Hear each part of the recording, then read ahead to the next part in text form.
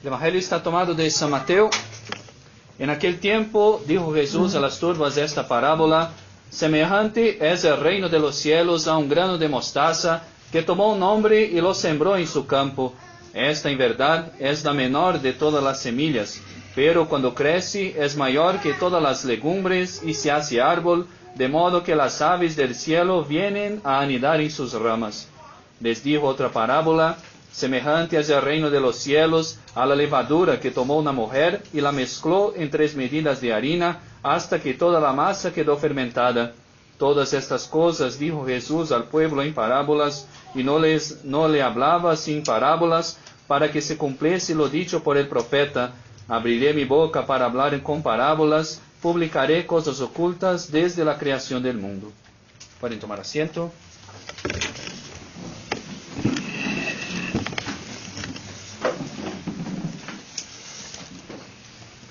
Bueno, un par de avisos antes del sermón. Primero, como de costumbre, hoy después de la misa se venderán los comestibles, como siempre hacemos.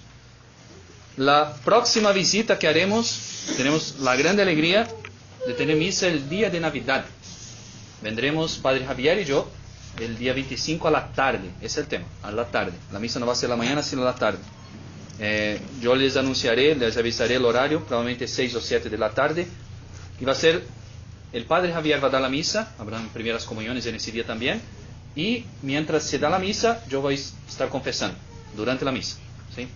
Día 25, Navidad. Mañana, como de costumbre, mañana lunes, hay misa a las 7 de la mañana también. También hoy vamos a instituir oficialmente y bendecir la imagen del patrono de nuestro coro. Nuestro coro ahora que ya tiene un nombre, patrono San Juan Bautista, y el nombre, por San Juan Bautista, Vox Clamantis, la voz que clama, el nombre de nuestro coro. Para los interesados en participar del coro, de hecho estamos necesitando especialmente voces masculinas, pero también las voces femeninas que quieran participar del coro. Hay ensayos normalmente 2 veces por mes, a los domingos de 4 a 6 de la tarde. Los interesados hablar con Paola, que es la encargada del coro. Hablen con ella, quien quiera participar del coro. Una grande alegría tener misa cantadas, poder honrar más a nuestro Señor y cada vez más y mejor. Entonces, después de la misa de hoy, cuando termine la misa, tiempo de acción de gracias, y vamos a bendecir la imagen de San Juan Bautista, del patrono de nuestro coro. También está la alcancía para los que puedan ayudar un poco el coro con alguna monedita, guarden alguna cosa durante su mes, para pagar los ensayos, los gastos que tienen. Después, primero agradecer a todos los que trabajaron en la venta de los tamales, para hacer los tamales, para prepararlos. Todos saben que es mucho trabajo. Agradecer a los que vendieron también y decir que hoy es la fecha para pagar los que no pagaron todavía. Algunos pidieron por ahí hasta el fin de mes. Y a partir de hoy se van a distribuir la próxima modo de recaudación nuestro, que es la rifa. Una rifa para el día 25. Va a ser sorteada el día de Navidad cuando los padres vienen. Cada rifa cuesta 15,000 pesos y se va a sortear 2 premios, una bicicleta y un cuadro. Entonces, recojan, tomen las boletas, no son las que van a comprar ustedes, sino que piensen en ofrecer afuera. ¿Por qué? Porque ayuda económicamente en nuestra capilla, estamos pensando en la futura construcción de nuestro templo, y también hace apostolado. Mira, hay una capilla allá, todavía está en un garaje, pero queremos construir una iglesia, si quiere conocer la misa tradicional. Es una forma también de hacer apostolado. Entonces, tomen todo lo que puedan para vender, para hacer propaganda, para ayudar también nuestra capilla. Y hoy, excepcionalmente, estamos hablando demasiado de colectas hoy. El distrito pide siempre una vez por año que se haga una colecta por las obras del distrito, que tenemos nuestros prioratos, nuestras capillas, nuestras escuelas también, que se gasta mucho. Entonces va a haber la colecta normal de la misa, dando su ayuda normal, pero al final de la misa va a haber una nueva colecta para poner alguna cosa para el distrito. Así como se hizo para el seminario en el primer semestre, se hace en el segundo semestre para el distrito, para mandar para la sede del distrito para sus obras, que tienen de hecho muchos gastos.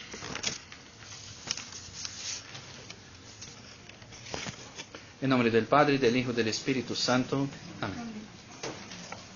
Estimados fieles, como tomamos ocasión de este fin de semana para hablar del sacramento de la confesión, de hecho, el viernes hablamos del sigilo sacramental, Ayer en la conferencia hablamos del sacramento de la confesión, de las disposiciones que uno debe tener para bien confesarse, algunas cosas prácticas también. Hoy quería aprovechar el sermón también para entrar en el mismo tema de la confesión. Vamos a hablar, y quisiera hablar un poco sobre algunas objeciones al sacramento de la confesión. De hecho, el mundo moderno ataca la confesión, especialmente los protestantes, pero hoy en día, infelizmente, los modernistas también. Y se van disminuyendo las confesiones y los sacerdotes que aceptan confesiones, se va un poco cambiando esa confesión que antes era confesión de los pecados para absolución, ahora más bien una dirección espiritual. Entonces, objeciones contra la confesión. De eso quería tratar con ustedes. La primera, muy típica de los protestantes, es que la confesión no aparece en la Sagrada Escritura. ¿A dónde dice en la Sagrada Escritura que yo debo contar mis pecados a un sacerdote? En ningún lugar dice. Sobre ese argumento uno podría discutir mucho. Podría argumentar, por ejemplo, que la Sagrada Escritura no es la única fuente de las verdades divinas, de las verdades reveladas. También está la tradición de la Iglesia, que no está escrita desde el principio, y está el magisterio de la Iglesia, que es, de hecho, el intérprete de la tradición y de la Sagrada Escritura. Intérprete divinamente instituido. Si hubiera, podríamos preguntar a un protestante, si hubiera solo la Sagrada Escritura, habría una serie de problemas. Si solo la Sagrada Escritura fuera la fuente de nuestra revelación, de nuestra fe. Primero, ¿cómo explicar que tuvieran fe los que vivieron desde Adán hasta Moisés? Moisés fue el primero que puso escrito un texto sagrado, texto inspirado. ¿Cómo hubo fe desde ese tiempo? O hasta los apóstoles. Los apóstoles nos escribieron todo desde que nuestro Señor subió a los cielos. Y en ese tiempo hubo fe. Fe sin Sagrada Escritura. Además, ni todo está en el libro sagrado, en la Sagrada Escritura. Hay cosas que no están. Y es normal eso.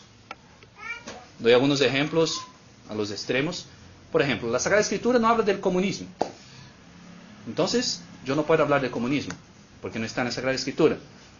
La Sagrada Escritura no habla de los problemas morales que implica la ciencia moderna, de clonaje, de todos los métodos de la ciencia moderna. Entonces no puedo criticar eso, porque no está en la Sagrada Escritura. La Sagrada Escritura no habla del uso de la tecnología, por ejemplo, de la computadora. Entonces no puedo hablar del mal uso de la computadora, porque no está en la Sagrada Escritura. La Sagrada Escritura no es la única fuente de la verdad revelada. Y, más que eso, si no fuera el Sagrado Magisterio de la Iglesia, yo no sabría decir lo que es Escritura revelada, lo que no es. Yo solo sé que esos textos son sagrados y son revelados por Dios, porque Dios instituyó una iglesia, la Iglesia una Santa Católica Apostólica, que me dijo, y yo acepto con fe, que esos textos son revelados. Y con todo eso, podríamos decir tranquilamente a un protestante, sí, la confesión está en las Sagradas Escrituras. Recibid del Espíritu Santo, dice nuestro Señor después de la resurrección, a quien perdonareis los pecados, les quedan perdonados, y a quienes los retuviereis, quedan retenidos. Eso dice San Juan. Y San Mateo, en verdad os digo, que todo lo que atareis, hablando a los apóstoles, que todo lo que atareis sobre la tierra, será atado en el cielo, y todo lo que desatareis sobre la tierra, será desatado en el cielo. Está en la Sagrada Escritura. Pero quizá se levantará un protestante y me dirá, sí, pero ese mandato fue dado a los apóstoles, no a la iglesia, no a los demás sacerdotes, a los obispos. Fue dado a los apóstoles.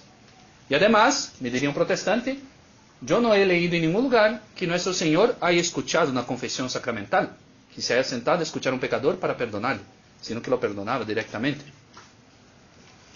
Del primer argumento podríamos decir que sería dudar de la bondad de Dios, que le haya dado a los apóstoles un poder para perdonar los pecados, un poder inmenso, grandiosísimo, y no lo hubiera dado un modo de que ese poder se mantuviera durante toda la historia de la iglesia. Que las personas que estuvieron junto con los apóstoles tuvieran la gracia de poder ser perdonados de sus pecados, y después que se murió San Juan, la iglesia no tuviera más ese privilegio. Y nosotros que vivimos en una sociedad que necesita tanto del perdón de nuestro Señor, del sacramento de la confesión, estuviéramos desprovistos de ese medio. de ese medio para nos salvar. Sería dudar de la voluntad de nuestro Señor y de la bondad de nuestro Señor. Nuestro Señor prometió estar con nosotros hasta el fin de los tiempos. Y dijo eso a los apóstoles. Entonces significa que los apóstoles van a vivir hasta el fin de los tiempos. No, se murieron. San Juan se murió. Nuestro Señor está diciendo a todos, a su iglesia, yo estaré con vosotros hasta el fin de los tiempos. Y yo les doy el poder de perdonar los pecados a ustedes. Además, San Pablo mismo habla de los poderes que otorgó a Timoteo por su imposición de manos. Un modo de transmitir el poder de la confesión y el sacerdocio y el episcopado. Después de la segunda objeción que dice, pero nuestro Señor no escuchó una confesión sacramental.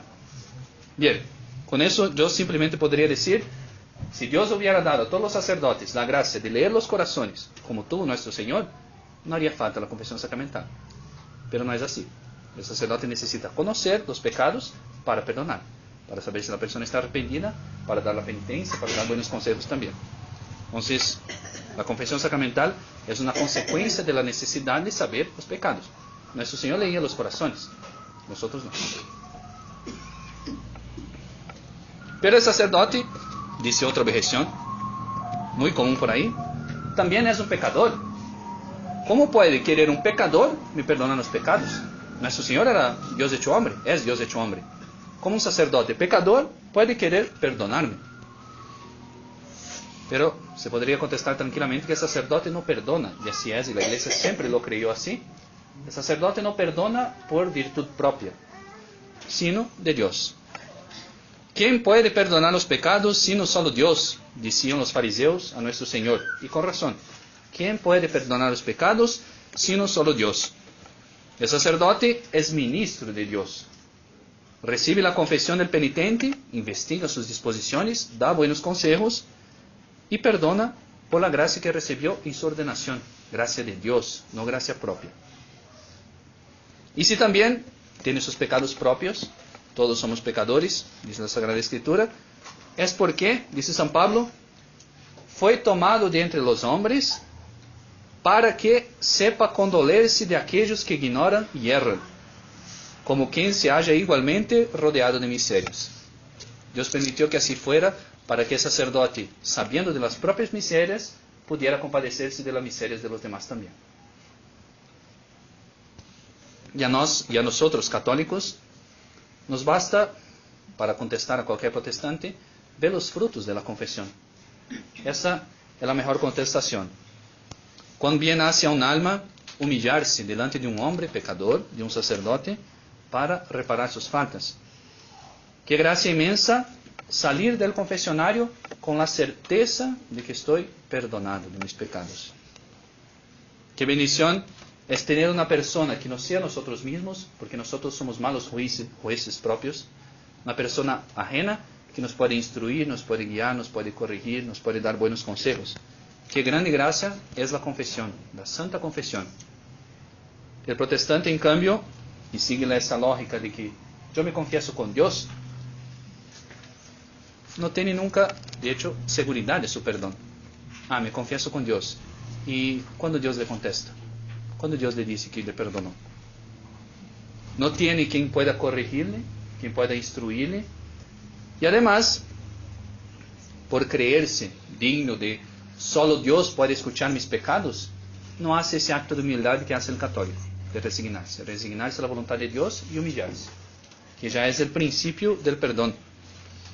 Dice un famoso psicólogo, yo no conozco ningún método tan bueno para mejorar una vida que la confesión de los católicos.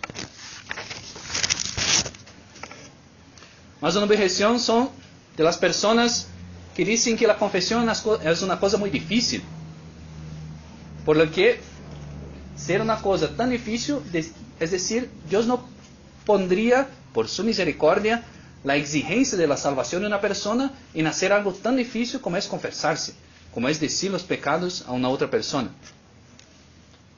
La dificultad de confesar, de hecho, nace, y así es, de nuestro orgullo, de nuestra soberbia, que no quiere admitir que somos débiles, pecadores. Pero es justamente ese orgullo que la confesión tiene que quitar. Entonces yo ya tengo el mismo remedio en el modo, en el método. Na mesma confissão, eu já vou reparando minha culpa. Minha culpa que nasceu seguramente de alguma espécie de orgulho, eu já vou me humilhando. E já vou reparando meu pecado por la própria confissão. O sacrifício de confessar-se, e é realmente difícil, já é um remédio para minha culpa. E há outra objeção, por outro lado, e muito mais profunda, que diz que a confissão é algo muito fácil. Sí. De hecho, si uno piensa bien, hacer depender una cosa tan grandiosa como es la remisión de un pecado mortal, de un simple arrepentirse, contar los pecados a un sacerdote y recibir la absolución, de hecho, la confesión es una cosa muy fácil. Y diría la objeción, no puede haber proporción, no puede ser que las simples palabras de un sacerdote limpien mi alma de un pecado mortal. A eso podríamos recordar un episodio de la Sagrada Escritura. Naamán, un sirio que no era judío, tuvo lepra y descubrió que había un profeta en Jerusalén que podría curar su lepra. Le fue a buscar, es el profeta Samuel, le dijo simplemente, vaya, lávese 7 veces en el Jordán y quedarás limpio de la lepra. Y él se enojó y se iba a su casa pensando, no tengo yo los ríos de Damasco, que son mucho mejor que el Jordán, para que me lave y quede limpio. Si fuera solo por eso, lo haría en mi casa. Pero hay un siervo suyo, le hizo entrar en razón y le dijo, si el profeta te hubiera mandado hacer algo difícil, no lo habrías hecho. Cuanto más ahora que te dice, lávate y quedarás limpio. Y de hecho, hizo Naamán, se fue, lavó 7 veces en el Jordán y quedó limpio de su lepra. A eso podríamos decir la objeción, es fácil la confesión comparado con lo que es el pecado, sí, pero fue lo que Dios mandó. Y si Dios te mandó a hacer algo fácil, hagamos algo fácil y agradezcamos a Dios su inmensa bondad, que nos pone ese medio tan próximo, tan cercano, para poder limpiar nuestros pecados. Otros dicen, otra objeción muy común, yo no tengo pecados, yo no mato, no robo. Essas afirmações denotam justamente a falta de la confesión frecuente. Matar y robar no son los únicos pecados, ni de lejos. Y además, ¿qué hace la gracia de la confesión? La gracia de la confesión va iluminando nuestra alma. De hecho, si algunos pasaron por ese proceso, cuando uno se convierte, ve sus pecados, bien, y se confiesa. Pero cuanto más uno se va acercando de Dios y comulgando con frecuencia y confesándose con más frecuencia, va descubriendo cosas que siempre tuvo y que antes no se daba cuenta. Es la confesión que va iluminando. Porque si Dios no nos hiciera ver toda nuestra miseria desde el principio, sería un desaliento para nosotros. Sería un motivo de desesperación. Nosotros somos frágiles, somos débiles. Y nuestro Señor va iluminando de a poco nuestra alma. Y cuanto más nos vamos acercando a Él, que es la santidad misma, más nos vamos conociendo a nosotros mismos. Y vamos con la confesión frecuente nos haciendo más santos.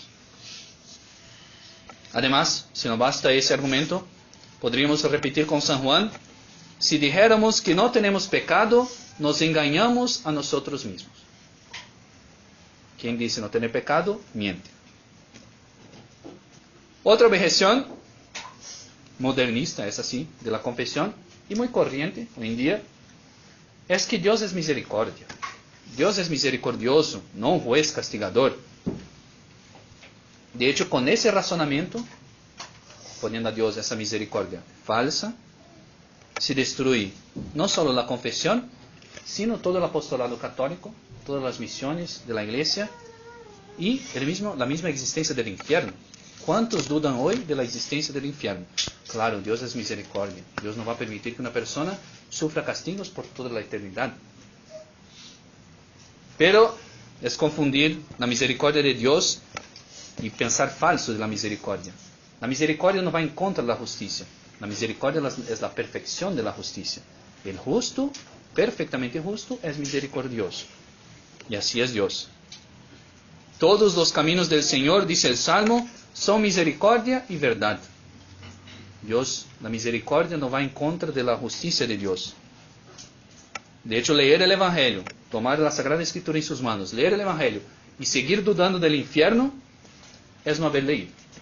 En el infierno aparece varias veces la existencia del infierno en los Santos Evangelios. Un ejemplo solo, y dice nuestro Señor, contando esta parábola: apartaos de mí, malditos, al fuego eterno que ha sido preparado para el diablo y sus ángeles. Fuego eterno, infierno. Y una última postura, muy corriente, infelizmente, es de aquel que dice: ya me confesaré cuando estuviera al fin de mi vida. Cuando estiver cercano de la muerte, me confesaré. Contra ese pecador, uno no sabe si odia a su insensatez o si llora por su ceguera.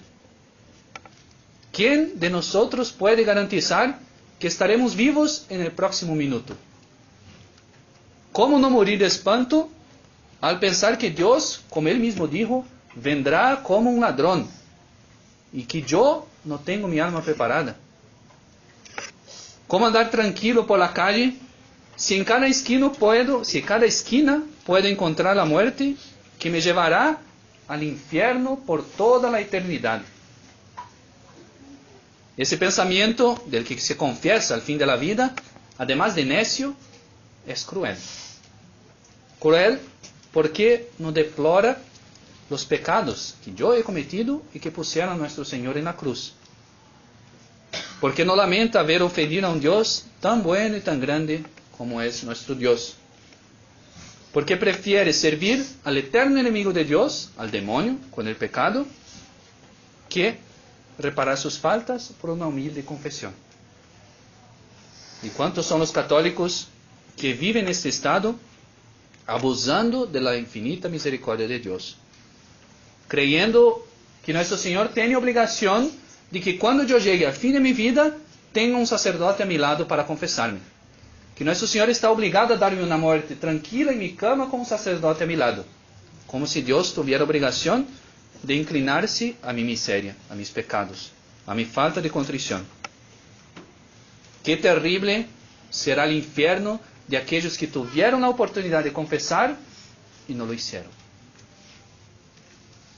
Evitemos nosotros, queridos fieles, esta terrible y cruel postura. Amemos la confesión, al ese divino sacramento, bien llamado Tribunal de la Misericordia. Un tribunal donde yo no voy para ser condenado, sino para ser perdonado. Pidamos particularmente a Nuestra Señora un dolor profundo de nuestros pecados, de nuestras faltas, para conseguir, por la contrición en esta vida, el perdón de Dios. Y así, cuando nosotros lleguemos al tribunal de Dios el día de nuestra muerte, y veamos delante de nosotros enumeradas todas nuestras faltas de toda nuestra vida, el libro de la vida, podremos llamar a nuestro Señor a nuestro lado y decir: sí, esos pecados son míos, pero yo me confesé y usted me perdonó. Yo quiero entrar en el cielo. Ave María Purísima, sin pecado concebida, en nombre del Padre, del Hijo y del Espíritu Santo. Amén.